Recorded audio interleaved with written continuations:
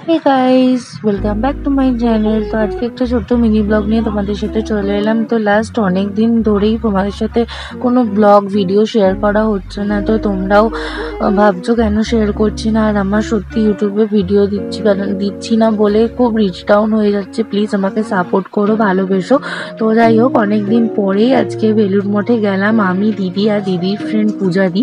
তো তিনজনে মিলে বিকালের এই বেলুড় মঠের দৃশ্যটা দেখতে গেলাম, আর তার সাথে তোমাদের সাথেও একটু ব্লগ শেয়ার করে দিলাম। আর বেলুড় মঠে গেলে সত্যি বলছি, একটা আমার তো খুব পজিটিভ ভাইব কাজ করে, একটা মন শান্তি লাগে। জীবনে যত রকম দুঃখ কষ্ট থাকে, আর দেখবে একঘেয়ে লাইফ হয়ে গেলে না, মাঝে মাঝে একটু ঘুরতে বেরালে, কাছে পিঠে হোক দূরে কোথাও হোক, যেখানেই হোক, একটু চেঞ্জেস মানুষের সবার জন্যই দরকার।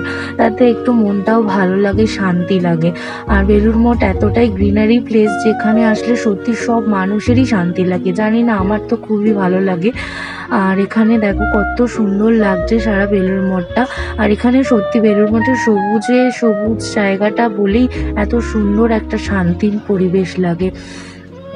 তো একটু বেলুড় মঠে আমরা সবাই মিলে একটু ঘোরাঘুরি করলাম, করে তারপর বেলুড় মঠের পাশেই গঙ্গার ঘাট। আর বেলুড় মঠে গেলেই গঙ্গার পাড়ে বসে থাকতে সত্যি খুব ভালো লাগে, একটা শান্তিময় লাগে।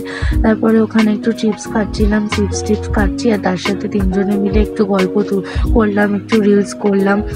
তো এইভাবেই আমরা আমাদের দিনটা খুব ভালোভাবেই কাটিয়েছিলাম। আর পূজাদি ফার্স্ট টাইম আমাদের বাড়িতে আসলো, আর একসাথে সবাই মিলে গেলাম।